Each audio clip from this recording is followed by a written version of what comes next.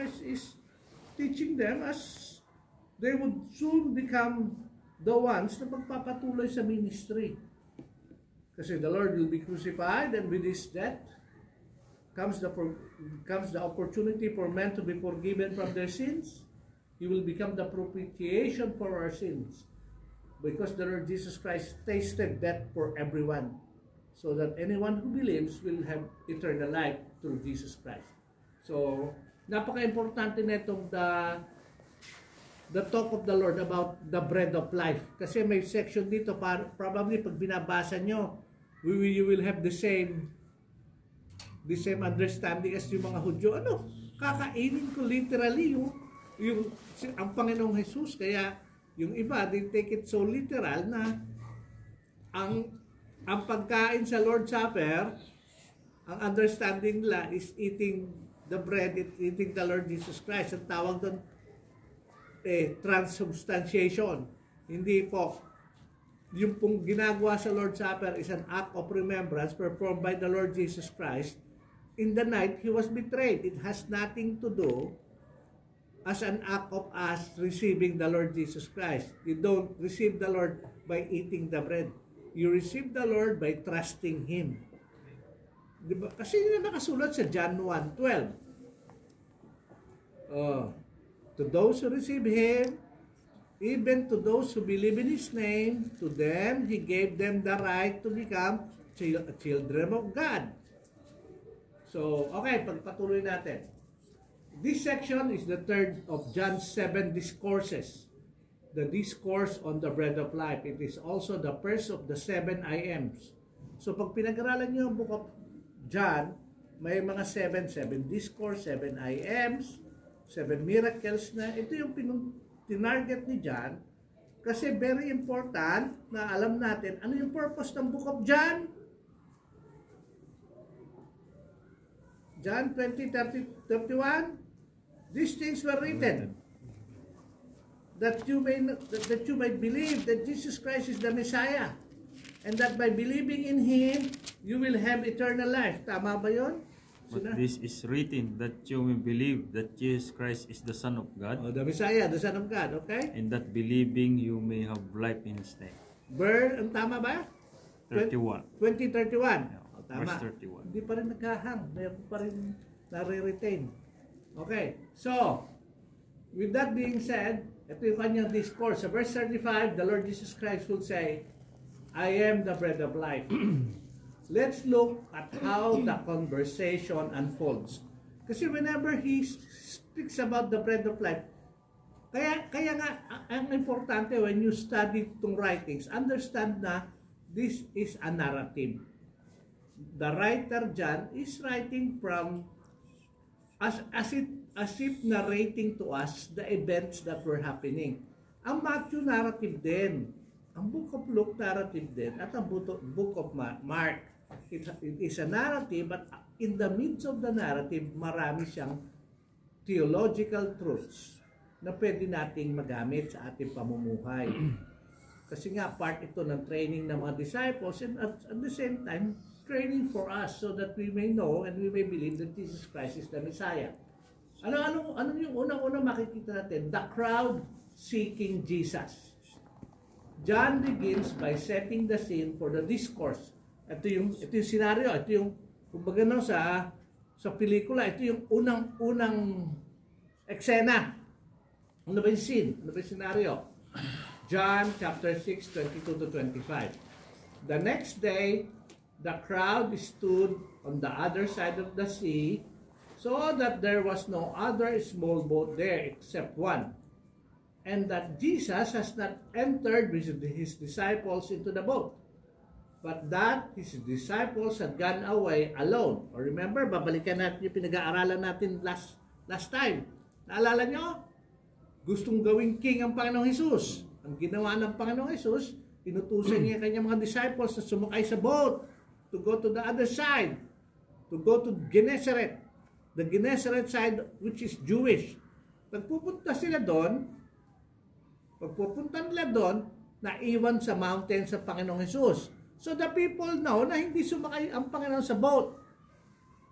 Pero ano yung pinag-aralan natin the last time? the Lord Jesus was walking on water. Okay? And they may mga lessons about si Peter. Si Peter also had the opportunity to walk on water. Bakit? Anong naging problema? He lose focus on the Lord Jesus Christ. Anong naging focus niya? The winds. So, once he start focusing on the many problems of the world, lumubog siya. And it was the Lord who took him up. Ano pa yung maalala nyo doon sa events? Maski konti lang maalala nyo. Siguro maalala nyo, may dalawang miracle. Immediately, nakarating na sila sa kanilang destination. At pangalawa, tumigil na yung malakas na hangin na their boats are being battered. So naglalakad ng Panginoon, tatlo yung miracles actually. Naglalakad siya sa tubig, pagsakay niya sa boat, nandun na sila sa pupuntahan nila, tumigil na rin yung malakas na hangin. Oh. Ngayon, yung mga tao hinahanap ang Panginoong Jesus. Kasi alam nila sumakay ang mga disciples sa boat, pero ang Panginoong Jesus hindi naman sumakay. So hinahanap nila. Oh. Verse 23, there came other small boats from Tiberias near to the place where they ate the bread after the Lord had given thanks. So when the crowd saw that Jesus was not there, nor his disciples, they themselves got into small boats and came to Capernaum seeking Jesus. When they found him on the other side of the sea, they said to him, Rabbi, when did you get here? Parang nagtataka sila, paano ka nakarating dito? Kailan ka ba dumating dito? Yun yung scenario. These people are looking for the Lord Jesus Christ. Ano yung na-experience sila with the Lord Jesus Christ? Pinakain sila ng tinapay. So now they're seeking Him, looking for Him. Okay.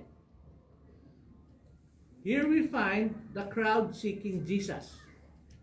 John tells us that it is the next day. The next day after what? In the day after Jesus fed the 5,000 and sent the disciples away in a boat to return to Galilee. And John tells us that the same crowd that had been miraculously fed the loaves and fishes come looking for Jesus. He also tells us several things that they noticed that motivated them to go looking for him. What were they? They noticed that he is no longer there, that he did not enter the boat with his disciples, and there were no other boat for him to have used. So when other boats arrive from Tiberias, they get into them and go to Capernaum looking for him. And when they find him, they can't understand how he got there so soon. So they ask him, Rabbi, when did you get here? Okay, parang basic narrative. Binabasa mo yung Biblia. Kwento lang talaga. Is there anything that we can get from it? Most likely, the only thing you can get is these people are seeking the Lord. What are they after? Siyempre, yun ang mga tanong when you study. Ano bang habol nila? Were they looking for the Lord because talagang gusto nila siyang kilalanin bilang tagapagligtas? Or were they after the Lord kasi nabusog yung kanilang mga tiyan? They were after miracles. Pag-aaralan natin. Oh, Ma, ikaw sunod magbasa. Jesus responds. Jesus responds. See how he responds to their questions in John 6:26 to 27. And Jesus answered them and said, Truly, truly, I say to you, you seek me, not because you saw signs, but because you ate of the loaves and were filled. Do not work for the food which perishes, but for the food which endures to eternal life, which the Son of Man will give to you, for on him the Father God has set his seal. Okay. So, basa. Truly, truly, I say to you. He begins with the words, truly, truly, I say to you. These words serve to focus their attention on what he is about to say. He will use them for 4 times in the course of this discourse, and each time they might highlight something that is pivotal in the development of his argument. Think of them as a spotlight shining on the words that follow to make sure you notice them. Their motive, his starting point. Now Jesus ignores the words of their question and he begins his lengthy discourse by telling them about their motive for seeking him. This is his starting point. As we have seen him to do before, we are going to see him use what is known and well understood in their everyday lives to explain a spiritual principle they do not yet understand. We have seen him do this for Nicodemus and for the woman of the well in Samaria. Notice that Jesus tells them two things about their motive for seeking him. What are they? Okay, ha? Tigil muna tayo. Pag binasa mo yun, the Lord Jesus Christ, did He answer, Rabbi? Ano yung tanong nila? When did you get here? Sinagot ba ng Panginoon yung tanong lang, Rabbi, when did you, kailan ka dumating? Ang sagot ng Panginoon is, Jesus answered them and said, truly, truly, I say to you, you seek me not because you saw signs, but because you ate of the loaves and were filled. Anong difference ng eating the loaves and being filled to the signs? Yan yung sunod ng pag-aaralan natin. Sige. So, mapansin natin na sumagot kagad ng Panginoon and He started yung answer niya ng truly, truly, I say to you. When the Lord uses this, kumbaga siya walang pagdududa. Sigurado. Kaya sinasabi ko sa inyo, parang gano'n. Kaya, hindi, hinahanap nyo ako dahil hindi kayo naniniwala doon sa mga signs, kundi nabusog kayo. Dahil sa tinapay. Okay? Signs. First, he tells them that they are not seeking him because they saw signs. Which signs in Jesus is Jesus referring to? The signs he did to verify his messiahship. So they are not seeking him because they saw his signs and believed. Yan, yung number one. The Lord says signs kasi madami nang ginawang. Remember, He is talking here to the Jewish people. Mga Hudyo itong sumusunod-sunod sa Kanya. Anong tawag natin sa kanila? They are the lost sheep without the shepherd. Hindi pa sila sumusunod sa leadership, sa mga Pharisees, sa high priest. Nagtatanong pa rin sila sa kanilang mga sarili. Siya ba ang anak ni King David? Is He the Messiah? Ito pa rin yung question nila. And yet the Lord was quick to tell them because He knows their hearts na hindi niyo ako sinusunod. Hindi kayo sumusunod sa akin dahil you are now believing the signs that I have made as a sign of being a Messiah. Tandaan niyo ba ano yung mga signs when we talk about when we were studying? Healing of the leper. Wala pang nangyayaring ganon. Yung bulag nakakakita. Wala pa rin nangyayaring yung damn demon natatanggalan ng demonyo kasi ang way ng mga Jew is to talk as the name. Hindi lang matatanong, damn demon nga, pipit bingi. So, the Lord Jesus Christ was able to do it. The lame can walk, and all those, though generalized, marami siyang ginawang miracle na hindi pa nangyayari sa history ng nation. And so, whenever it happens, nandun lahat ng mga Jewish leadership, and they would say, is He the Messiah? But anong change? When finally they say, all His miracles is because He has the spirit of Beelzebul. Napaka-importante ma-realize mo yun when you study the New Testament. Yun yung ugat kung bakit they crucified the Lord Jesus Christ. Instead of believing the signs that He is doing, tandaan nyo yung when He says, doon sinabi ng Panginoon itong salitang ito, truly, truly I say to you, you seek me not because you saw the signs. The word seek here is more of, kaya mo ko hinahanap kasi nananampalataya ka sa akin. Dahil nakita mo na yung signs na ginawa ko bilang Messiah. Ang true reason, ba't kasi hinahanap? Dahil because you ate of the loaves and you were filled. What the Lord was looking for them was they will believe that the sign He is doing is proving that He is the Messiah. Okay? So, you're number one about the signs. Okay? Bread that satisfies. And he tells them that they are seeking him because he provided bread for them. And they were satisfied. So, mga nabusog lang. Kaya lang nila hinahanap ang Panginoon. Not really to believe him, but to be filled. Yeah, okay. 2 kinds of bread. Now he has their attention focused on what really matters to them. He introduces the idea that there are actually 2 kinds of food. And in verse 27, he draws a contrast between them. The food they are seeking is food that they have to work for, and it perishes. But the food he tells them to seek is freely given to them by the Son of Man, and it endures to eternal life. Yan. So, this section medyo mahirap unamain. Pero, ano yung sinisik nila? Food. What food? Bread. Sa Pilipino, kanin. Yun ang staple natin sa kanila, bread. And for you to have bread, magkano yung cost?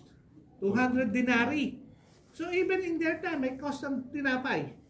Hindi siya, kasi it's something that will fill you up. And a lot of people work for the food that they have to eat. Now the Lord Jesus Christ is telling them, I have something that I am freely giving you. And what I am freely giving you is will endure to eternal life. May contrast na kagad. Kaya contrast yung seeking, sinisik mo ako because you believe on the Son. Tsaka yung contrast na, hindi, sinisik mo ako kasi nabusog ka lang. Yung nabusog ka lang, yun yung human. Kasi we always want that. But what the Lord wanted is about the true bread of life, which is the Lord Jesus Christ. Okay. Basa, Brother June. Work. Jesus is directing their attention away from food that perishes and for which they need to work, to food that is available as a gift and endures forever. But they missed the point, as we see John 6:28-29. Therefore they said to him, what shall we do so that we may work the works of God? Jesus answered and said to them, this is the work of God, that you believe in him who has sent. Instead of focusing on the food, what are they focusing on? Work.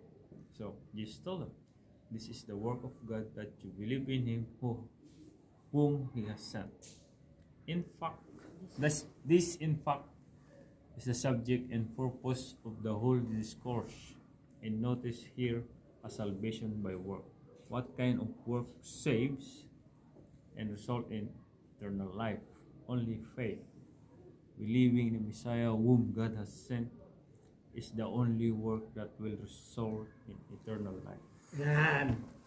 So, ang ganda ng contrast ng Panginoon. Tandaan nyo, the Lord Jesus Christ, whenever He talks, pagkausap niya si Nicodemus, ano yung pang-araw-araw nilang naunawaan about sa buhay? About being born. Pinapanganak na muli. Pinapanganak. Yun ang kanyang discourse doon. Doon sa Samaritan woman is another discourse. A discourse that yung mga Samaritan second-class citizen at hindi nakikisalamuha, but the Lord nakisalamuha siya. Ano yung pinag-uusapan nila? About what? About the living water. Who is the living water? Diba? Pangkaraniwan yun. Nanghingi ng tubig ang Panginoong Jesus. Pero bakit naging maganda yung discourse? Kasi ang mga Samaritana at ang mga Hudyo hindi nag-uusap. Pero you being a Jew, kinakausap mo ako, hindi wala kang ng timbang pangkuha, how can you give me water that springs to eternal life? Eventually, pinakilala niya that He is the living water. If you put your trust in me, you will thirst no more. Yun ang Panginoon Jesus. Dito naman, it's about the bread. Yung mga tao, abalang-abala sa pagsunod dahil nabubusog. Ang sinasabi ng Panginoon, you always work for your food. Hindi yung mabusog kayo ang importante. Ang importante is the work that God wants you to do. Is it really work? Dapat a believer, dapat you memorize this so that when you hear people talks about kailangan nyo to para kayo maligtas. Ayan na ang sagot. Verse 28, therefore they said to him, what shall we do so that we may work the works of God? Gusto nilang very religious. Gusto nilang magawa yung works of God. Jesus answered them and said to them, this is the work of God, that you believe Him. Who is Him? Jesus Christ, whom God has sent. So instead of focusing on the food, what are they focusing on? Work. Okay? So Jesus tells them, ito yung work if you want to work, to believe the Lord Jesus Christ. Oh, yan o. Notice here, a salvation for reward? Oh, question mark. Pero anong klaseng work? Oh, what kind of work saves and results to eternal life? Faith lang. Kasi believe pa rin eh. Believing in the Messiah whom God has sent is the only work that will result to eternal life. Hindi yung work na paggawa na mabuti, pagbibigay, lahat na yun, those are all good. You don't discount them as good works, but it will never save. Going to church, giving alms to the poor,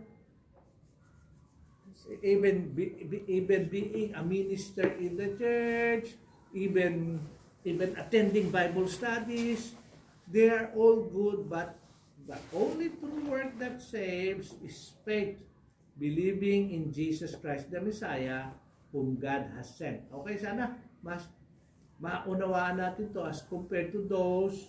Tandaan nyo, yung kausap niya dito are Jews who understand. Alam naman nila yung faith eh. Alam din nila yung Abraham believed and it was counted to him as righteousness. Pero still, they're still after works. Why? Kasi when you don't believe Jesus Christ is the Messiah, and in Jesus Christ is enough for us, you still look for something else. And that's the problem ng mga Jew during this time. Okay. Si Brother Joel. Request for a sign. Now how do they respond to his statement that they must believe in Him whom God has sent? Read John 6:32-33. So they said to him, what then do you do for a sign, so that we may see and believe you? What work do you perform? Our fathers ate the manna in the wilderness, as it is written, He gave them bread out of the heaven to eat. Jesus then said to them, truly, truly, I say to you, it is not Moses who has given you the bread out of heaven, but it is my Father who gives you the true bread out of heaven. For the bread of God is that which comes down out of heaven and gives life to the world. Yan. They asked for a sign. He began to discourage, pointing out to them what they did not come in seeking him because of the signs by which he authenticated his messiahship. In spite of these many signs, they now ask for a sign so that they can believe in him. Moreover, they asked to be fed miraculously, just as their fathers were fed manna in the wilderness. How does Jesus respond to them? Yan. Yung pag binasa mo siya, parang wala naman sense na biglang ipinasok ng mga taong ito about God gave them bread to eat. At alam natin, kaya kasabi ko sa inyo, when you read the Bible, hindi mo pwedeng ihiwalay yung old. Kasi ito galing sa old ito. This is part of their Jewish history. They were fed by the Lord, giving them manna, which they pick up. Paano pinipick up yung manna? Every day. Morning. Hindi ka pwedeng pumick up ng more than that you need, kasi if you pick up more than what you need, kinabukasan, bulok siya, may spoil, uudin. Pero, pagdating ng Friday, pwede kayong pumick up ng double. Kasi pagdating ng Sabado, hindi na sila pwede lumabas at kumuha. Pero yung kukunin mo double, hindi mabubulok. So God was providing for them manna. So when they were asking, what then do you What then do you do for a sign so that we may believe you? What work do you perform? Di ba? Ito yung tanong niya. So ano yung miracle na gagawin mo? Anong papakita mo sa amin? Bigla lang ipinasok. Remember, yung 31, this is their own words. Our fathers ate the manna in the wilderness as it is written. Nag-quote ng Bible verse. He gave them bread out of heaven to eat. Pero ano sagot ng Panginoon? Jesus said to them, again, another truly, truly, I say unto you, sinasabing katotohanan sa inyo, it is not Moses who has given you the bread out of heaven. Yan. But it is my Father. Who is the Lord's Father? Who is Moses talking to sa kanyang paglakad sa wilderness? The great I am, or Yahweh, or Elohim, or the God Almighty. El Shaddai. All the God who provides, God who heals, Jehovah Rapha. All of those are Jehovah Jireh. All of those are one God known to Jewish nation on the different things that He is doing for them, but still one Yahweh, one God, one Lord, one Savior. Walang pinagkaiba. And when He says this, truly, truly, I say to you, it is not Moses. Kasi often, itong mga taong to, natatak pa, tandaan nyo yung, kaya nga, even as unto us now, a lot of people believe what the teacher is teaching them. At yun ang nag-i-stick sa mind nila.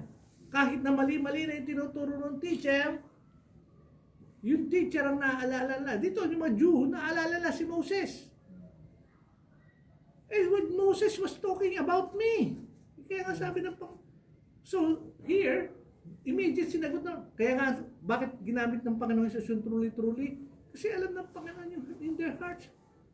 When they ate manna, it is as if it was a performance made by Moses. No. Sabi niya,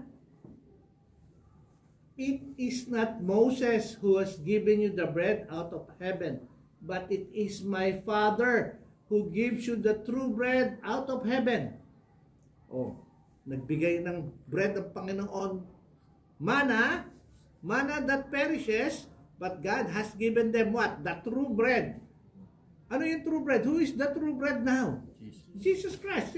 For the bread of God is that which come down from heaven. Who has come down from heaven? The Lord Jesus Christ. And what does He give? Gives life to the world. Manna was for whom? For the Jewish nation. But the Lord, the bread of life, is for everyone who believes. Okay? Nabasa mo na ba? Bro, yan natin, no? Okay. Si Swek. The bread of God. Again, Jesus focuses their attention on the answer He is about to give with His words. Truly, truly, I say to you. Then He contrasts what Moses has given and what God, the Father, gives. And the contrast is between ordinary bread and true bread. Then He gives the reason for the contrast. For the bread of God is that which comes down out of heaven and gives life to the world. Of course, He is describing Himself. He is the one who came down from heaven and gives life to the world. The bread of life. Then they said to Him, Lord, always give us this bread. Jesus said to them, I am the bread of life. He who comes to me will not hunger, and he who believes in me will never thirst. Ayun na. Diretso na sagot. Bakit balik tayo sa manna? Yung manna kasi is an ordinary bread. Though it is God who provide for them. But it is something that they eat. Bakit kailangan silang kumuha araw-araw? Ano yung trigo ba yun? Ano yung manna? It's Angel parang, food. Angel food. Parang Angel food. Tayo kasi ni-search ko yun. May manna na may manna din sa Maori. manna. Something parang Maliliit siya na. parang round siya na Made of ano siya? parang wafer nga eh. Walang detailed kasi Yun nga bumagsak sa kanila araw-araw. It's a bread for them. It's in the sense the word bread is something na they eat every day. So, bakit kailangan mo ng mana everyday? Kasi after eating it, the following day, gutom ka na. Kaya pag binasa niyo about the manna, maraming naging swapang dyan. Very specific, kunin nyo lang kung ilan kayo sa household, ito lang ang number na kunin nyo. Kasi nga, God will continually provide for them in the wilderness. Pero yung maraming tao, kukuha na marami. Bakit? Kasi magugutom ka kinabukasan. Gusto mo ba? Meron akong kilala niya, gusto maraming stock. Para hindi magutom. Gusto mag-snack sa gabi. Parati may snack. Doon nagiging tamad yung tao. Pagkagising sa umaga, inuod. Kulot. Pagkagising sa umaga, nauuod. Bakit? Kasi God will continually provide for them. Fresh. Bakit? Kasi temporary yung feeling. Yun ang hinahanap nila, the ordinary bread. Parang simply put, when they were asking him, ano yung if-perform mong sign, magbigay ka rin sa amin ng mana para busog kami.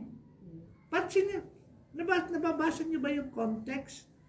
Hindi niyo ako sinisik because you saw the sign. Sinisik niyo ako kasi nakakain kayo, you ate and you were filled. Kaya nung tinanong la, anong sign ang i-perform mo? Bigla niyang sinundan, our fathers ate manna in heaven. Alam na ng Panginoong Hesus yung linya nila. Magbigay ka ng aming pagkain araw-araw. Kasi everyday may supply. Basahin niyo yung account na yun. Pagdating lang ng Friday, pwede sila kumuha ng double the amount na hindi mabubulok. Kasi patuloy ka nagugutom niya. Pero ang pinoprovide ng Panginoon is, for the bread of God is that which come down from heaven and gives life to the world. Siya yun. Kaya bigla niya sagot. Then they said to him, Lord, give us this bread. Yan na. So, alam na, medyo nakukuha ng lang story. Lord, bigyan mo kami ng tinapay na ito. Kaya lang, ang sagot ng Panginoon, Jesus said to them, I am. To the Jew, yung the word I am is restricted to the one who told Moses, anong pangalan ang sasabihin ko? Tell them, I am. I am that I am. 7 times sa book of John, the Lord used the word I am. Pagka narinig ito ng Jew, alam na kagad ng Jew, it's a claim to being God. I am the bread of life. He who comes to me will not hunger. He who believes in me will never thirst. Wala nang ibang... Pagka pansinin niyo magkakadugtong, siya yung... He is the bread from God, nagaling sa heaven, He gives life to the world. Then, ano pa yung answer niya? He is the bread of life. He who comes to me will not hunger. He who believes in me will never thirst. Si Ruth, sino na ba? Now they want this life-giving bread that he is talking about. And they want it, not only now, but always. So he declares to them, I am the bread of life. He who comes to me will not hunger, and he who believes in me will never thirst. The bread of life satisfies both hunger and thirst. This is reminiscent of his statement in the Sermon on the Mount in Matthew 5:6.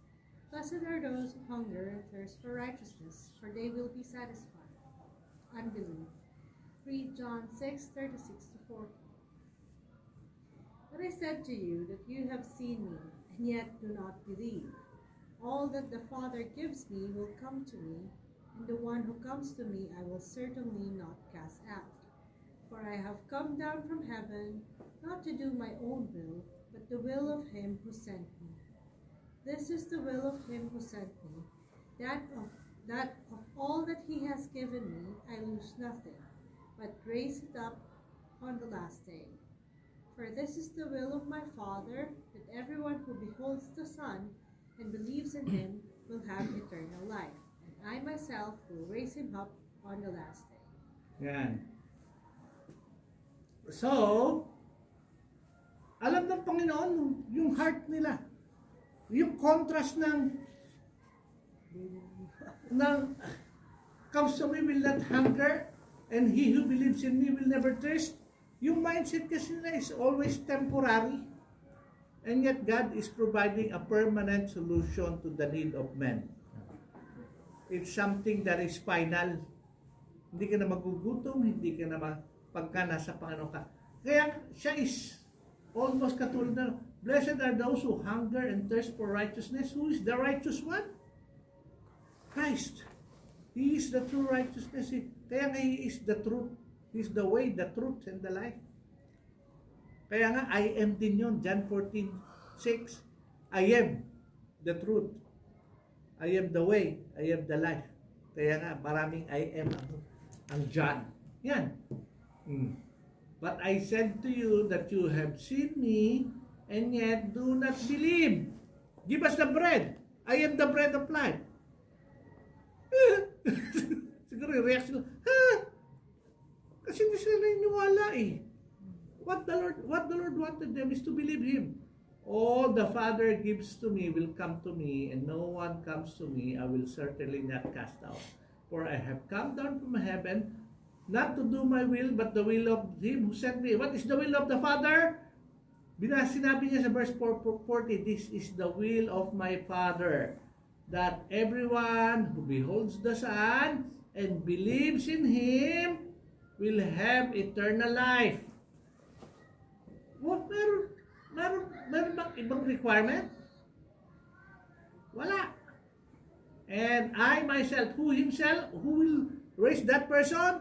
Jesus Christ will raise him up on the last day. Yan. In verse 36, he points out their unbelief. Although they had seen him, they do not believe. Ruth, si Mark pala. The will of God. Then in verse 37, he declares that there will be those who come to him. And those who come to him are those who believe in him. The close relationship between believing in him and coming to him is introduced in verse 35 and will be developed in what follows. And Jesus has more to say about this at the end of the discourse. Coming to him is an outward expression of heart that believes in him. And those who come to him are all those that the Father gives him. None of those will be left out or cast out. That will all come, and they are rescuing him. In verse 38 to 40, he gives the reason why he is so confident that there will be those who believe and come to him. This is the very will of God. This is the very purpose of which God sent him and for which he came. For this is the will of my Father, that everyone who beholds the Son and believes in him will have eternal life, and I myself will raise him up on the last day. And that is what God wanted all along. That's the very purpose of sending the Son. It is the Son that when you come to Him, ito yung pinaka-purpose ng Panginoon eh. That you believe Him, and once you believe Him, He will not cast you out. Kailangan mo lumapit sa Kanya. And coming to Him is what? Is the result of your faith. Ayan. Brother, no? The point of this verse is this. In spite of their unbelief and in contrast with it, he will accomplish the mission of which he was sent. And there will be those who believe, and he will not lose one of them. And he himself will raise them up on the last day.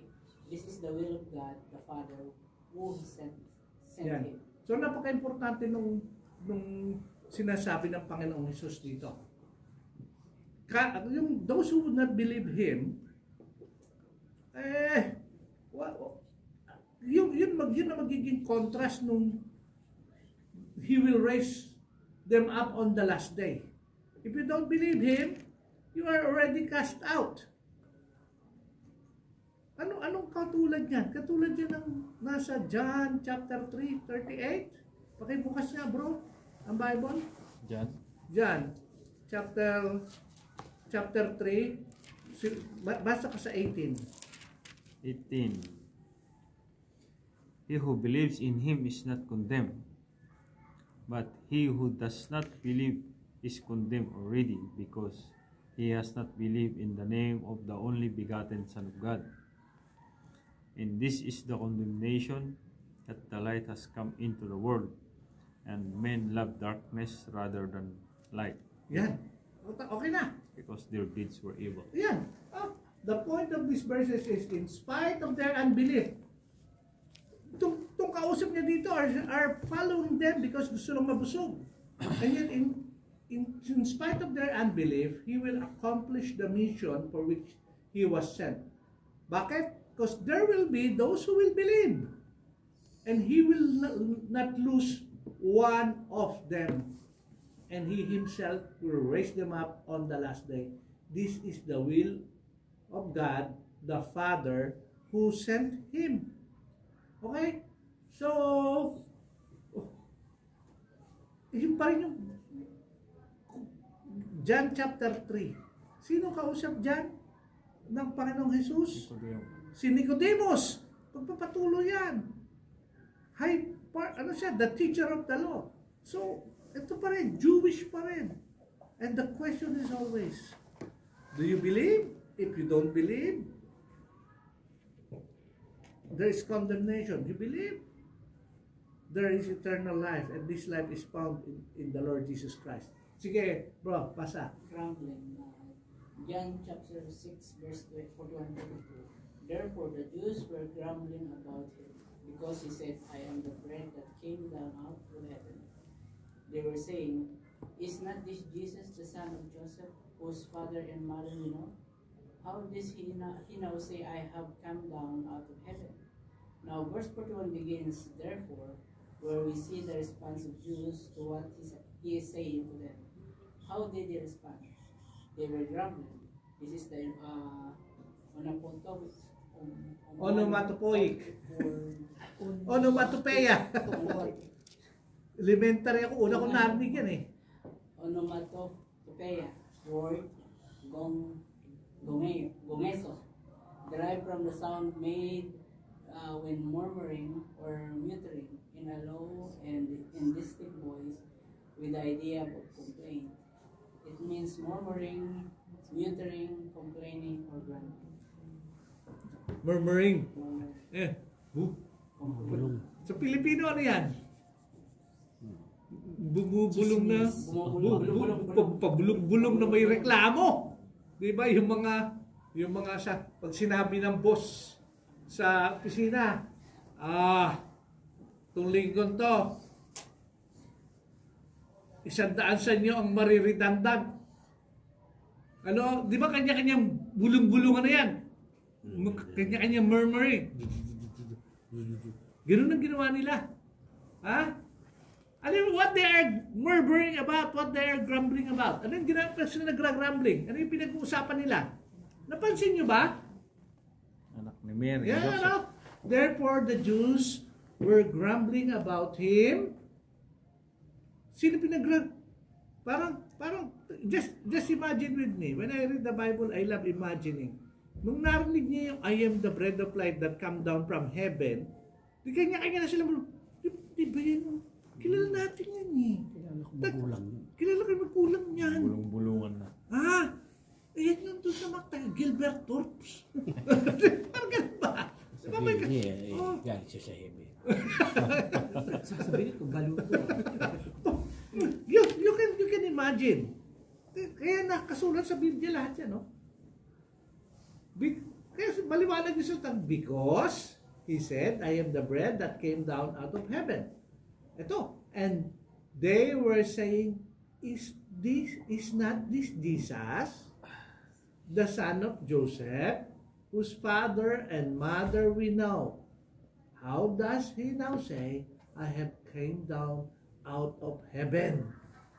So yan, ito naman kasi grumbling is a word na pwede mong gamitin yung nagmumurmur kayo, nagmamatter kayo, nagko-complain kayo. It's just one thing. It's a normal human response. A human response to complaint, to unbelief. Oh, wala ko ba sa sinasabi ng tao nyo? Diba parang ganoon? Bulong-bulungan sila. Oh. Pero pinagbubulungan nila, ito. Kilala nila yung magulang. Kilala natin yan eh. Oh, paano siya magiging bread from heaven? Nasa Capernaum sila eh. Okay? Ikot. Si Mark. Tapos na ba si Mark? Oh. Oh, ikot. Ikot ulit. Ma, ikaw. Yan. Where have we seen this before? In spite of the manna that God provided in the wilderness, the Israelites murmured. And now God has provided heavenly bread, the bread of life, and still they murmur. The correlation should not be missed. Instead of believing, they are murmuring. Kaya nga sabi ko sa inyo, basahin niyo yung account na about the Lord providing manna from heaven as they travel. Alam niyo, maraming pinrovide ang Panginoon. Nag-provide pa rin sila siya ng meat. No bang sawang-sawa na sila sa mana, umahangal na. Sana nasa Egypt na lang kami na ganito, ganun na kinakain namin. Gusto naman namin ng meat. And the Lord provide them meat. Ano yung meat na pinrovide ng Panginoon sa kanila? Quail. Pugo. Quail meat. At yung, di ko na may describe, yung dami ng meat ng pugo binigay sa kanila hanggang dibdib yata nila kapal. Para nila kainin. Nagalit ang Panginoon. They keep on murmuring. Anong ibig sabihin? Panay ang angal. Panay ang reklamo. God gave them the manna from heaven. Nasatisfy ba sila? Pag binasa niyo yung Old Testament, they were never satisfied. Nandiyan ka ba? Sa Exodus? Ayun, binabasa. Basahin mo ibang portion of they are murmuring. Andali lang. Dito yung Biblia kasi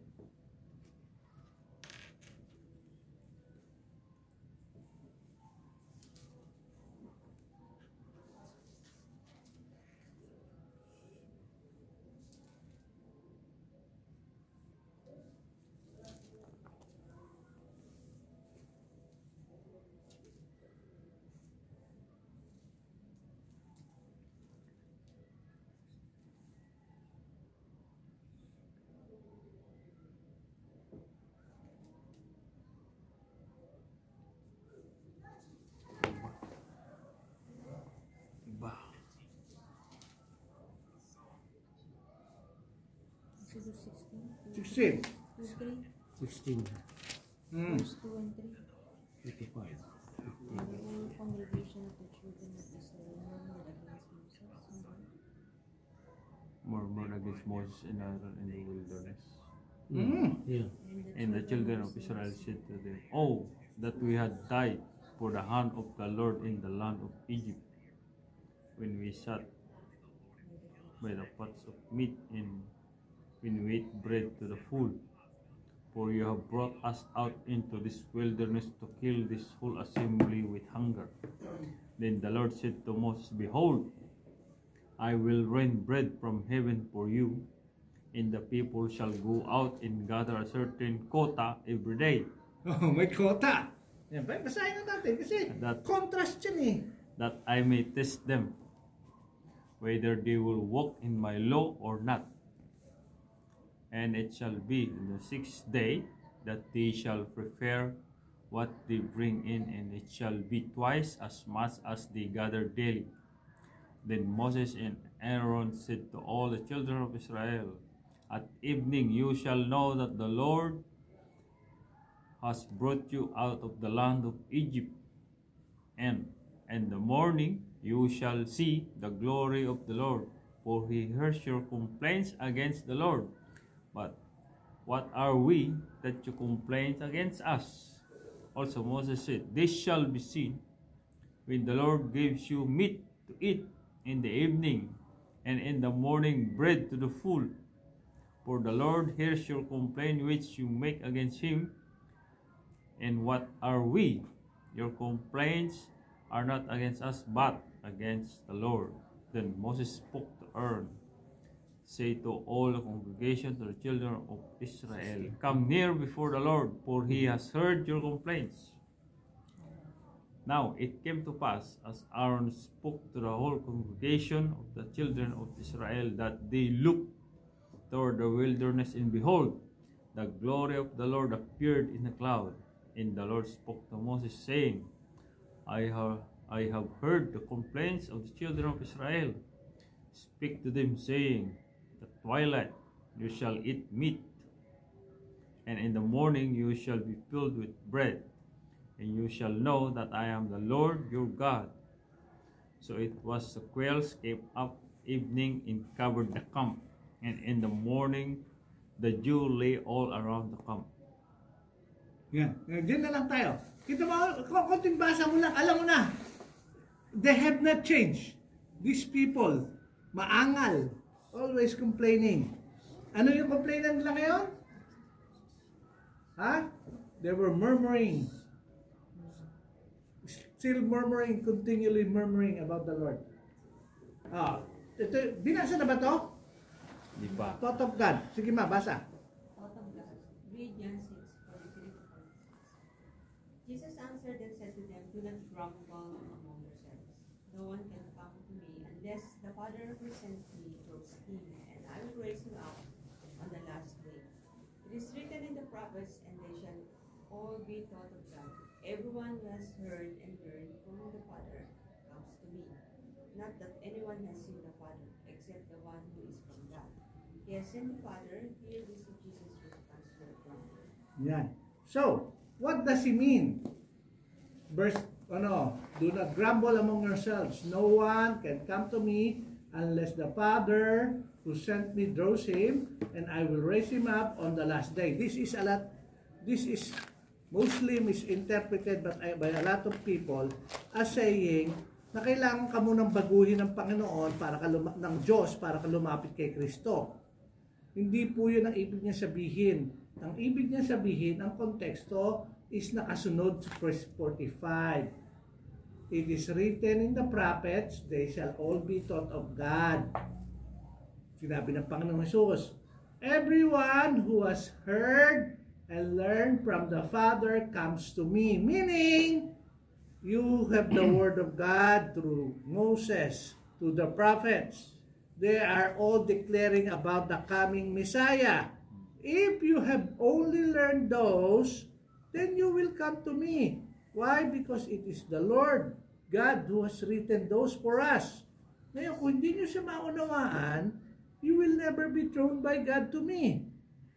Kasi you will continue to reject me. Kaya nga parating ang contrast yan eh. You understand bread from heaven. Manna was from heaven, and yet you don't understand that Jesus Christ is from heaven. How can you understand that he is the prophet that Moses was talking about, and he is the son of David, the coming Messiah? Yun lang naman yung pinaka-purpose ng Panginoong Jesus. Now, if you believe Him as the Messiah, then you have been taught by God. If not, kailangan mo mas makilala ang Panginoong Jesus through His words. Not the New Testament. Tayo pinagpala kasi meron tayong New Testament. We can study it. During their time, wala ito. It was directly being taught by the Lord Jesus Christ to them. They keep on grumbling about the sis. Patapos silang natin yung grumbling. He continues the thought he has already expressed. Those who come to him are those who are given to him, verse 39, and drawn to him by the Father, and they are secure in him. He will keep them to the very last day when he will raise them up. Then he comes with the key idea in his response to their grumbling, in verse 45, where he quotes from Isaiah 54:13, speaking of Israel in the Messianic kingdom, all your sons will be taught of the Lord. Jeremiah also expressed the same idea in different words in Jeremiah 31:34. No more shall every man teach his neighbor, and every man his brother, saying, Know the Lord, for they all shall know me, from the least of them to the greatest of them, says the Lord. For I will forgive their iniquity, and their sin I will remember no more. And then he applies the words of the prophets to the present situation by saying, everyone who has heard and learned from the Father comes to me. Yan. So, why? Bakit kailangan gamitin yung Old Testament po yan, no? All your sons will be taught of the Lord. Here, two things ang gina. Immediate, yung mga nakikinig sa kanila, they should believe Him. Future, tandaan nyo, if you won't believe during this time, before 80, 70, ano sila yung generation? They are the cursed generation. They will all suffer and die the moment ma-destroy ang the nation of Israel. But meron silang hope and future. Kasi may Messianic kingdom to come. And this is part of the new covenant for them. Jeremiah 31. This section na to is talking about the new covenant with the nation of Israel. No more shall every man teach his neighbor. Puntahan nyo nga yan, Jeremiah 31. Magsimula tayo sa may verse 30.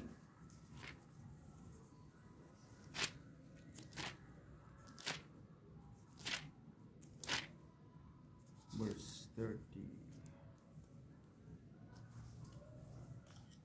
But everyone shall die for his own iniquity. Sige, basahin. Every man who eats the sour grape, his teeth shall be set on edge. 31:30 kaya. 31-34 yan eh. 34. No more shall every man teach his neighbor, and every man his brother, saying, Know the Lord, for they all shall know me, from the least of them to the greatest of them, says the Lord. For I will Simula mo forgive. sa 31. Verse, Jeremiah 31, 31 to 34.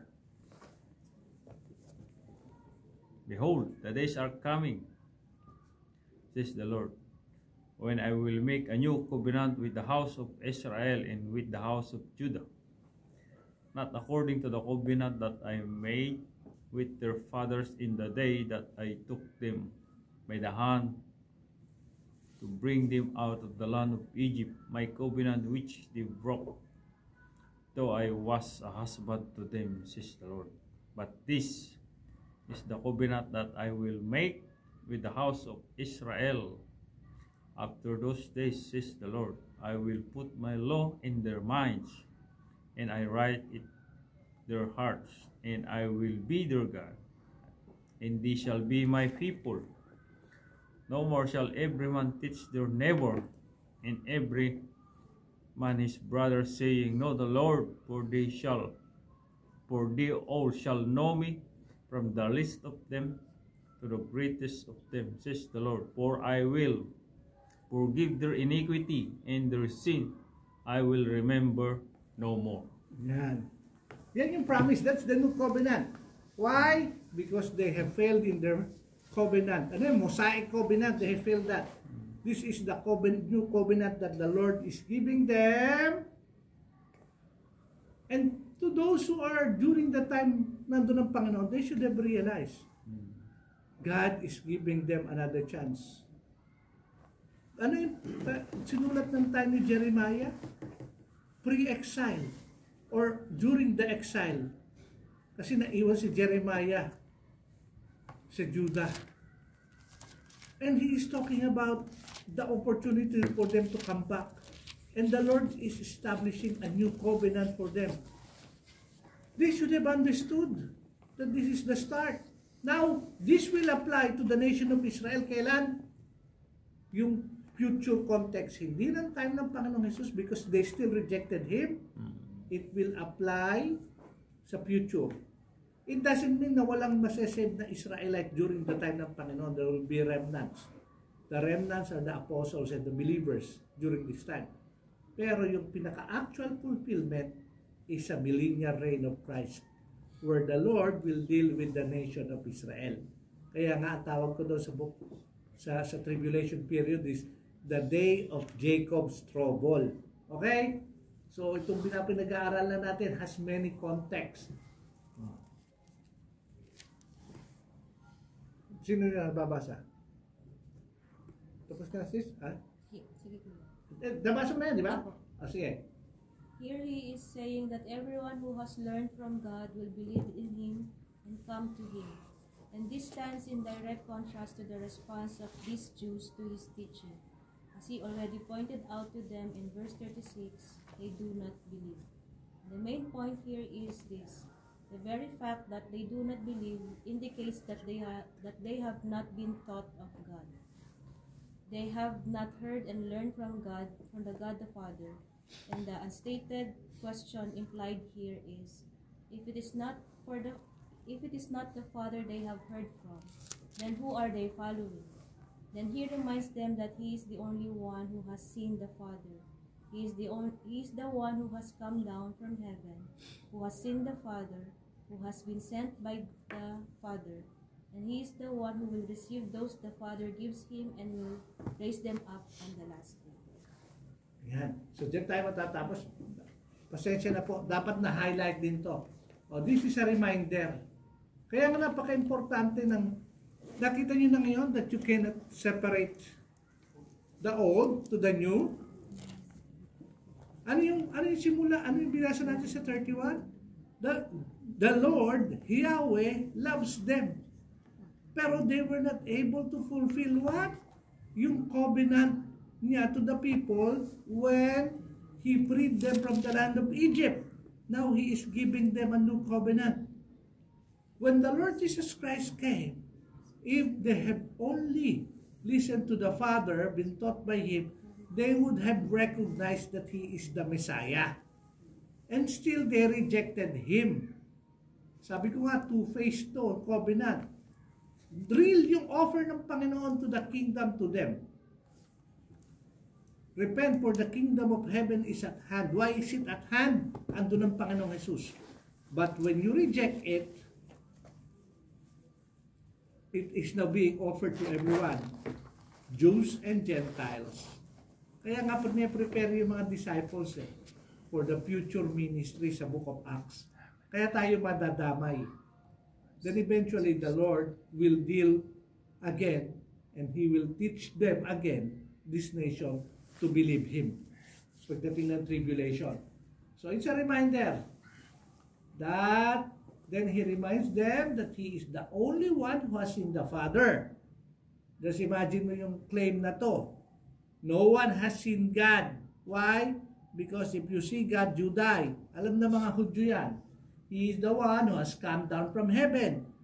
How can He come down from heaven? Di ba anak yan ni Jose? Tsaka kilala natin yung magulang niya. Who has seen the Father, who has been sent by the Father. He is the one who will receive those the Father gives Him and will raise Him up on the last days. So all of those are biblical truths. Most of the Jews before AD 70 missed this. Kaya sila yung first generation because they have committed the unforgivable sin. The sin of unbelief. Okay? Next week, pag-aaralan natin the parable of the bread of life. Kuya, akala ko ba direkto kung Panginoong Jesus, ba't parable na naman? Dito kasi gagamitin niyang parable. He will explain yung regular na eating. Kasi sasabi ng Panginoon, who He eats of me, my flesh. Paano? Kanibal? Maraming nagtatanong na ba't ganun ang pagkakasulat. Mag-aaralan natin. Maraming nagmi-misinterpret nun Pag-aaralan natin. Okay? So, do you have any questions? Na gusto nyo i-clarify? Tataas na. Nagkakamot lang pala. Natanong ko na sa kanya. Ano yun? Ano yung mana? Para sigurado, meron tayo mana. We have an eternal heritage. Sa Tagalog naman yon, single N lang, mana. Kasi tagapagmana tayo. Amen. Ng Panginoong Jesus. Okay?